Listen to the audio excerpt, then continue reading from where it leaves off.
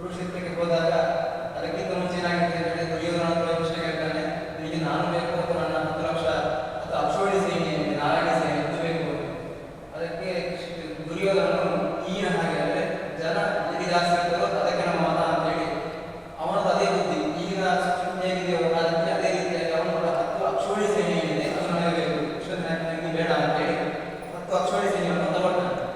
ಕೃಷ್ಣ ಏನು ಮಾಡ್ತಾನೆ ಅಂತ ಹೇಳಿದ್ರೆ, ಹಾಗಾದ್ರೆ ನಾನು ಪಾಂಡವರ ಪರವಾಗಿ ನಾನು ಯುದ್ಧ ಕೇಳಿದ್ದೇನೆ ಅಂತ ಹೇಳಿದಾಗ ದುರ್ಯೋಧನ ಹೇಳ್ತಾನೆ, ನೀನು ದುರ್ಯೋಧನ ಯುದ್ಧಕ್ಕೆ ಬರಬೇಕಾದ್ರೆ ನೀನು ಅಸ್ತ್ರ ಹಿಡಿಬಾರ್ದು, ಅಂದರೆ ಯುದ್ಧ ಮಾಡಬಾರ್ದು, ನೀನು ಯುದ್ಧಕ್ಕೆ ಬಂದರೂ ಕೂಡ ಅಲ್ಲಿ ಅಸ್ತ್ರವನ್ನು ಹಿಡಿಬಾರ್ದು ಅಂತ ಹೇಳಿ ಹೇಳ್ತಾನೆ. ಅದಕ್ಕೆ ಸರಿ ಆಯ್ತು ನಾನು ಅಸ್ತ್ರ ಹಿಡಿಯುವುದಿಲ್ಲ ಅಂತ ಹೇಳಿ ಅರ್ಜುನನಿಗೆ ಸಾರಥ್ಯ ಕೃಷ್ಣ ಬರ್ತಾನೆ. ಅರ್ಜುನ ಅಂದರೆ ಆ ಕುರುಕ್ಷೇತ್ರಕ್ಕೆ ಬರುವ ಮುಂಚೆ ಏನಿದ್ದ ಅಂದರೆ ನಾನು ದುರ್ಯೋಧನನನ್ನು ಸೇನೆಯನ್ನು ನಾನು ಎಲ್ಲರನ್ನೂ ಕೂಡ ನಾಶ ಮಾಡಿ ಹಸ್ತಿನಾವತಿಯನ್ನು ನಾನು ಬೆಳೆಸಿರ್ತೇನೆ ಆ ಒಂದು ಹುಮ್ಮಸ್ಸಿನಲ್ಲಿ ನಿಂತವ. ಕುರುಕ್ಷೇತ್ರಕ್ಕೆ ಅವರು ನೋಡಿದಾಗ ಎಲ್ಲರೂ ಅವರ ಸಂಬಂಧಿಗಳು, ಅಂದರೆ ಭೀಷ್ಮ ಅವನ ಗುರುಗಳು, ಇನ್ನು ದ್ರೋಣ ಅವನ ಗುರುಗಳು, ಇದೇ ರೀತಿಯಾಗಿ ಕೃಪಾಚಾರ್ಯ ಆಗಿರ್ಬೋದು, ಎಲ್ಲರೂ ಕೂಡ ಅವರ ಸಂಬಂಧಿಗಳೇ. ದುರ್ಯೋಧನ ಕೂಡ ದಾಯಾದ. ಈ ರೀತಿಯಾಗಿ ಅವನ ಸಂಬಂಧಿಗಳನ್ನು ನೋಡಿ ನಾನು ಇಂಥವರು ನನಗೆ ಪಾಠ ಹೇಳಿದವರು, ನನ್ನ ಹಿರಿಯರನ್ನು ನಾನು ಹೇಗೆ ನನ್ನ ಮಾಹಿತಿ ಕೊಡುವಂಥದ್ದು, ನನಗೆ ಯುದ್ಧ ಬೇಡ ಅಂತ ಹೇಳಿ ಅವನು ಯುದ್ಧ ಅಲ್ಲೇ ಯುದ್ಧವನ್ನು ತ್ಯಾಗ ಮಾಡಿ ಕೃಷ್ಣ ಅವನು ಕೇಳ್ತಾನೆ, ಅಲ್ಲ ಅರ್ಜುನ ನೀನು ಯುದ್ಧವನ್ನು ಮಾಡಬೇಕು, ಹಸ್ತಿನಾವತಿಯನ್ನು ಬೆಳೆಸಿಕೊಳ್ಬೇಕು ಅಂತೇಳಿ ಇಡೀ ವನವಾಸ ಅಜ್ಞಾತವಾಸದಲ್ಲಿ ಎಲ್ಲ ಕಡೆ ಕೂಡ ದುರ್ಯೋಧನನ್ನು ನೀನು ಸಂಹಾರ ಮಾಡಬೇಕು ಅಂತ ಮಾಡಬೇಕು.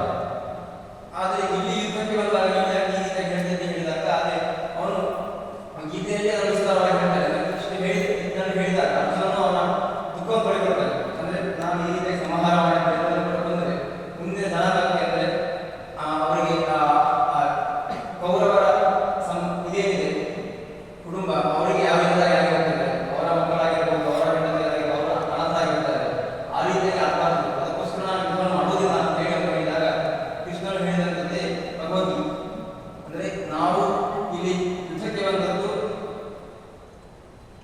ಅಂದರೆ ತಪ್ಪು ಎಲ್ಲಿದೆಯೋ ಅದನ್ನು ನಾವು ಸರಿಯಾಗಿ ಮಾಡುವಂಥದ್ದು ಏನಿದೆ ಅದು ನಮ್ಮವರೇ ಆಗಿರ್ಬೋದು, ಬೇರೆಯವರೇ ಆಗಿರ್ಬೋದು, ಕ್ಷತ್ರಿಯ ಧರ್ಮವೇ ಯುದ್ಧ ಮಾಡುವಂಥದ್ದು. ಆದ್ದರಿಂದ ನಾವಿಲ್ಲಿ ಅವರವರ ಹೇಳಿದವರು ಮಾಡಿದ್ದಾರೆ, ಅದಕ್ಕೆ ಶಿಕ್ಷೆಯಾಗಿ ಯುದ್ಧ ಆಗುವಂಥದ್ದು. ನೀವು ಸಂಬಂಧಿಗಳಿದ್ದಾರೆ ಆ ರೀತಿಯಾಗಿ ಆಲೋಚನೆ ಮಾಡಿಕೊಂಡು ಯುದ್ಧವನ್ನು ನಿಲ್ಲಿಸಬೇಕು ಅಂತ ಹೇಳ್ತಾರೆ. ಈ ರೀತಿಯಾಗಿ ಭಗವದ್ಗೀತೆ ಕೃಷ್ಣ ಉಪದೇಶ ಮಾಡ್ತಾನೆ.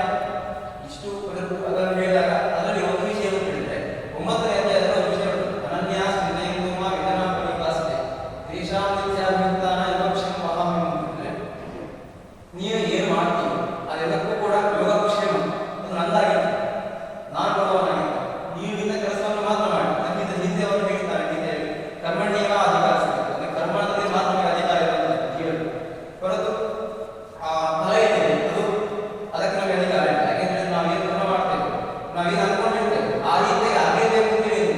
ಆದರೆ ಅದಕ್ಕೆ ದೇವರ ವಿಶೇಷವಾಗಿ ಕಾರಣ ಇದೆ, ನಾವು ಅಂದ್ಕೊಂಡಿರ್ತೇವೆ ಅದು ಆಗುವುದಿಲ್ಲ. ಯಾಕಂದ್ರೆ ನಮಗೆ ಕರ್ಮದಲ್ಲಿ ಮಾತ್ರ ಅಧಿಕಾರ ಇರುತ್ತದೆ ಹೊರತು ಫಲದ ಅಧಿಕಾರ ಇಲ್ಲ.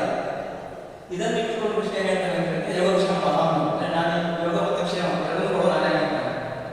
ಈ ಯೋಗ ಅಂತ ಹೇಳಿದ್ರೆ ನಮ್ಮಲ್ಲಿ ಯಾವುದು ಇಲ್ಲವೋ ಅದರ ಬಗ್ಗೆ ದೊರೆಯುವಂಥದ್ದು ಯೋಗ. ಇನ್ನು ಕ್ಷೇಮ ಆ ಸಿಕ್ಕಿದ್ದು ಏನಿರ್ತದೆ ಅದು ನಮ್ಮಲ್ಲಿ ಉಳಿಯುವಂಥದ್ದು ಕ್ಷೇಮ. ಯಾಕಂತ ಹೇಳಿದ್ರೆ ನಮಗೆ ಯಾವುದು ಸಿಗ್ತದೋ ಅದು ನಮ್ಮಲ್ಲಿ ಯಾವ್ದು ಇರ್ತದೋ ನಮ್ಮದೇ ಆಗಬೇಕು ಅಂತ ಹೇಳಿದ್ರು.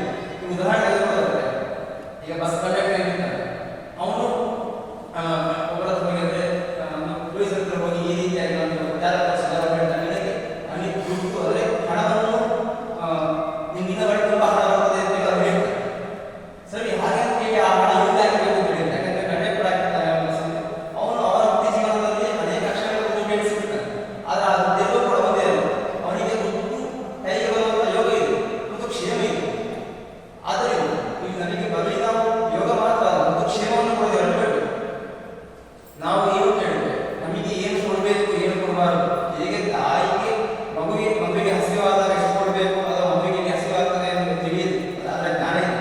ಯಾಕಂದ್ರೆ ಮಗುವಿಗೆ ಬಾಯಿ ಹೋಗುದು ಆದರೂ ಕೂಡ ತಾಯಿ ಗೊತ್ತಾಗ್ತದೆ ಈ ಮಗುವಿಗೆ ಹಸಿವಾಗ್ತದೆ, ಈ ಮಗುವಿಗೆ ಈ ರೀತಿ ಆಗಿದೆ ಅದನ್ನು ತಿಳಿದುಕೊಂಡು ಮಗುವಿಗೆ ಹೇಗೆ ತಾಯಿ ಆರೈಕೆ ಮಾಡ್ತಾರೆ. ಅದೇ ರೀತಿಯಾಗಿ ನಮಗೆ ಕೂಡ ತಾಯಿ ಇರುವಂಥದ್ದು ಮಗನ ಅವನಿಗೆ ಎಷ್ಟು ಕೊಡಬೇಕು ಯಾವ ರೀತಿ ಕೊಡಬೇಕು ನಮಗೆ ಗೊತ್ತು.